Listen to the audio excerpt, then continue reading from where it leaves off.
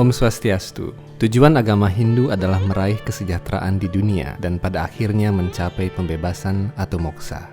Dalam berbagai jalan kehidupan yang ditempuh seseorang, ada dua jenis jalur, yaitu jalur kelahiran berulang-ulang dan jalur pembebasan. Jalur kelahiran berulang-ulang ini lazim disebut jalur karma atau kegiatan yang membuahkan pahala. Jika seseorang berbuat kebajikan, penuh kedermawanan, senang bernana punya, dan senantiasa menebar cinta kasih, maka ia akan mendapatkan kelahiran yang lebih baik di kehidupan berikutnya. Kelahiran berulang-ulang ini akan terus terjadi, sampai kesadaran roh seseorang telah cukup matang untuk memahami tentang jalan pembebasan atau moksa. Pada saat kesadaran rohani seseorang telah tumbuh mekar, dengan sendirinya dia akan mulai bertanya mengenai siapakah dirinya sendiri, dan bagaimana cara agar mencapai pembebasan atau moksa. Hindu Times berdiri pada tahun 2014 sebagai majalah Hindu full color pertama di Indonesia. Dan kini kami merambah ke media digital. Apabila Anda menyukai konten-konten kami, Anda dapat mengklik tombol subscribe di bagian bawah video ini dan menyalakan tanda lonceng notifikasi. Anda akan mendapatkan pemberitahuan tentang video-video terkini dari Hindu Times.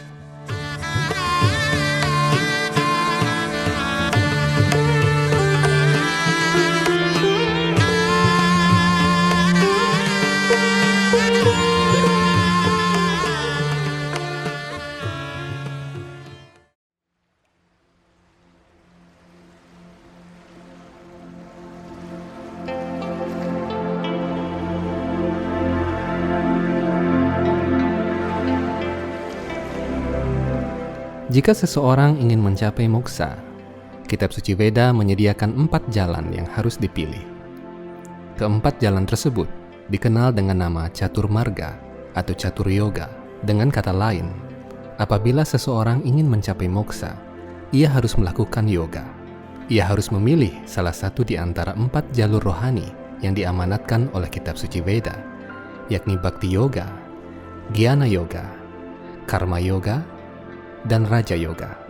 Keempat jalan ini memiliki garis acarya atau guru-guru kerohanian yang berbeda. Tak hanya itu, cara-cara yang ditempuh juga berbeda. Tatkala seseorang menempuh jalan yoga, apakah Bhakti Yoga, Jnana Yoga, atau Raja Yoga, maka ia dinyatakan telah menempuh pelajaran rohani tentang bagaimana menghubungkan diri dengan Tuhan. Proses latihan yoga tentunya membutuhkan waktu, dan selama proses tersebut, seseorang naik dalam tahap-tahap tertentu.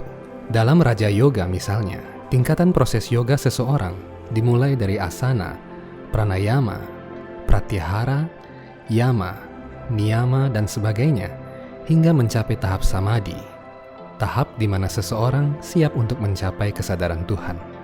Dalam Jnana Yoga, ada pula tahapan yang harus ditempuh seseorang, mulai dari Sravana, Manana, Nididhyasana, hingga Nirwikalpa Samadhi, yakni penyatuan pengetahuan Atma dan Paramatma. Dalam Karma Yoga, dikenal adanya 6 jalan menuju seva atau pelayanan tanpa pamrih. Tatkala seseorang mencapai tahap seva, ia benar-benar menyerahkan segala hasil pekerjaannya kepada Tuhan. Dengan demikian, ia tidak terkena reaksi pahala maupun dosa.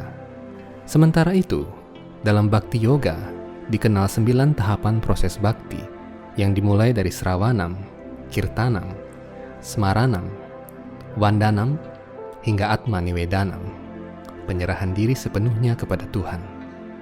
Setiap jalan yoga tersebut adalah perjalanan proses yang harus ditekuni dengan penuh kesabaran di bawah bimbingan yang benar. Seseorang harus memilih salah satu di antara keempat jalan rohani tersebut jika ingin mencapai pembebasan. Selama seseorang tekun melakukan yoga dalam jalannya masing-masing, ia kadang-kadang mencapai suatu tahapan yang disebut siddhi atau peningkatan kekuatan mistik.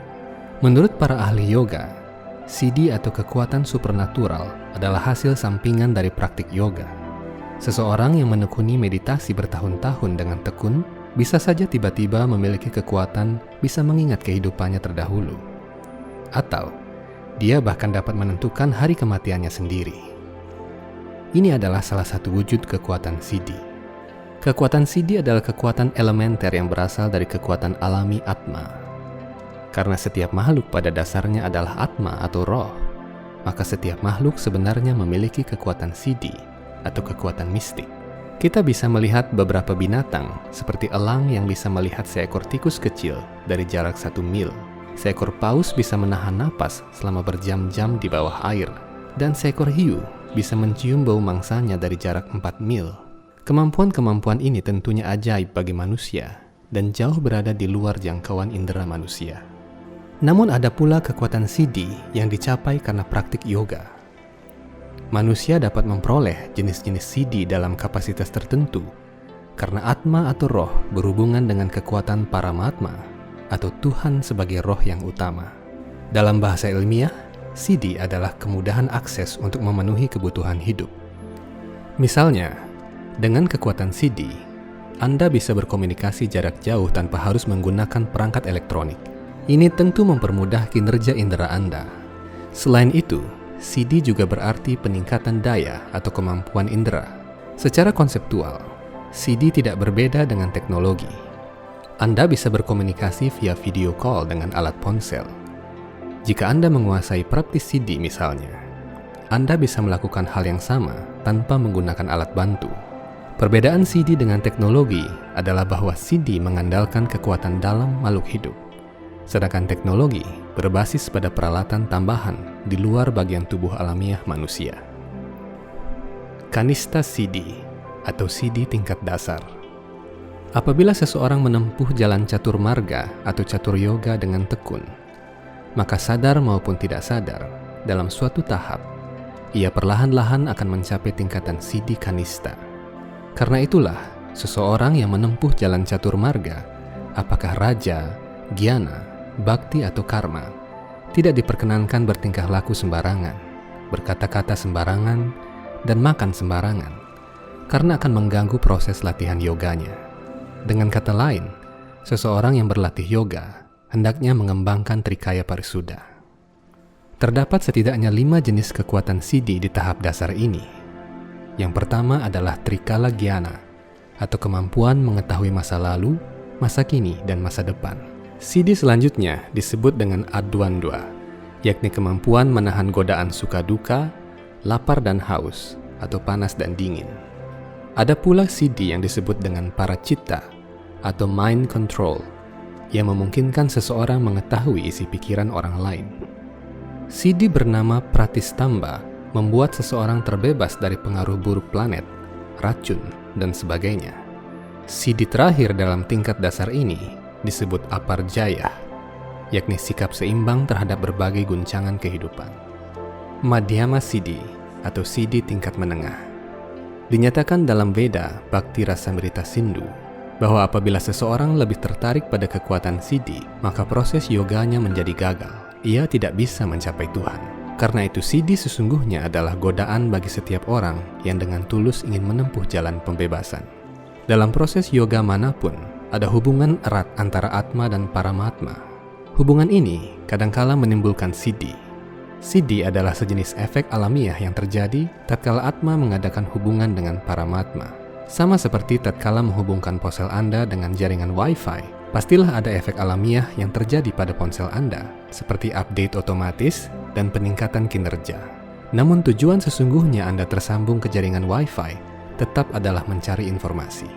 Dalam tingkat menengah atau madhyama, ada 9 jenis siddhi, yakni anurmi matwam, atau kemampuan mengatasi lapar dan haus, dura srawana darsana, atau kemampuan komunikasi jarak jauh, manojava, atau bergerak secepat pikiran, kama rupam, atau mengubah wujud sesuai kehendak, parakaya pravesha, atau mengendalikan makhluk hidup lain, swachanda mrityu, yaitu mampu menentukan hari kematian, suranam sakaridanudarsanam, yakni kemampuan melihat para dewa, sankalpa samsiddhi, atau kemampuan memenuhi banyak keinginan, serta agya pratihata gatih, saat segala keinginan seseorang pasti dapat tercapai. Banyak orang menyalahgunakan siddhi untuk kepentingan yang merugikan orang lain. Beberapa golongan makhluk hidup memiliki kemampuan mengubah wujud. Beberapa binatang pun memiliki kemampuan ini, seperti misalnya rubah, ular, dan kupu-kupu. Menurut legenda di Jepang, apabila seekor rubah melakukan pertapaan selama ratusan tahun, dia bisa berubah wujud menjadi manusia. Dalam kisah Dangyang Nirartha pun, disebutkan bahwa seekor cacing bisa diubah menjadi manusia berkat kekuatan Siddhi beliau. Seekor ular dapat berubah menjadi siluman apabila dia berpuasa selama bertahun-tahun dan melakukan pertapaan di dalam gua. Kita sebagai manusia bisa memetik pelajaran dari hal ini. Apabila manusia ingin meningkatkan kualitas rohani, maka manusia harus melakukan pertapaan dan pengendalian diri.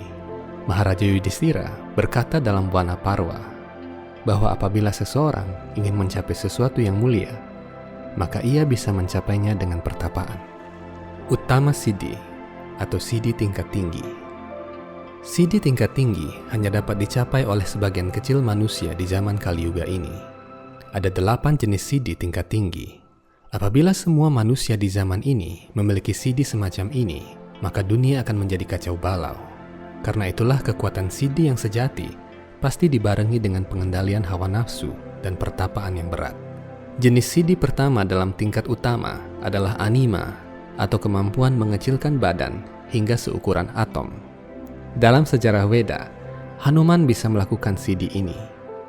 Selanjutnya, terdapat Siddhi yang disebut Mahima atau kemampuan menjadi besar melebihi yang terbesar. Hanuman juga mampu melakukan Siddhi ini atas karunia Sri Rama. Lagima Siddhi adalah kemampuan terbang tanpa alat bantu. Prapti Siddhi adalah kemampuan tiba di suatu tempat dalam sekejap dan berada di beberapa tempat sekaligus. Prakamya Siddhi adalah kemampuan memenuhi segala keinginan. Ada pula Isita Siddhi, yakni kemampuan menciptakan benda atau makhluk hidup. Kemampuan ini dimiliki oleh Maharshi Wiswamitra yang mampu menciptakan konstelasi bintang di luar angkasa. Wasita Siddhi membuat seseorang bisa mengendalikan gerak benda dan menghidupkan orang mati. Siddhi yang terakhir adalah Kama Wasayitwa, yakni mencapai segala sesuatu dalam batas-batas kemampuan Atma. Di antara ketiga tahapan Siddhi tersebut, tidak ada Siddhi yang mengantar seseorang menuju kepada Tuhan. Itulah sebabnya kitab suci Weda menyatakan bahwa Siddhi adalah halangan terbesar menuju jalan rohani. Seseorang kadangkala terpikat oleh keajaiban Siddhi dan melupakan hubungannya dengan Tuhan. Dengan kekuatan Siddhi atau kekuatan mistik, ia menjadi takabur dan berbalik memuaskan keinginan materialnya. Hiranyakashipu contohnya. Sebagai hasil proses yoganya, ia mendapatkan Siddhi nyaris menyamai Dewa Brahma. Namun karena dia tidak dapat mengendalikan diri, dia menjadi sombong dan menindas makhluk-makhluk yang tak berdaya. Pada akhirnya Tuhan sendiri yang turun sebagai Sri Narasingha untuk membebaskan dunia dari penindasannya. Menurut para acarya yang telah mengetahui rahasia pengetahuan Weda, Siddhi yang paling utama adalah penyerahan diri kepada Tuhan. Dengan sungguh-sungguh berserah kepada Tuhan, seseorang mendapatkan segala perlindungan. Sehebat apapun Siddhi yang dimiliki seseorang, dia tidak bisa membebaskan diri dari jerat kematian. Walaupun seseorang mampu menentukan hari kematiannya, dia pasti akan meninggal. Dia tidak bisa hidup abadi. Segala kekuatan Siddhinya akan sirna tatkala ia meninggalkan badan kasarnya. Tuhan Sri Krishna bersabda dalam Bhagavad Gita, seseorang yang menyerahkan diri kepadanya dijamin sepenuhnya oleh dirinya. Inilah keberuntungan yang paling utama, yang mampu membebaskan seseorang dari lingkaran kelahiran dan kematian berulang-ulang. Demikian uraian kitab-kitab suci Weda mengenai Siddhi. Dalam video selanjutnya, Hindu Times Channel akan membahas secara spesifik mengenai jenis-jenis moksa. Sampai jumpa di episode berikutnya. Om Santi Santi Santi Om.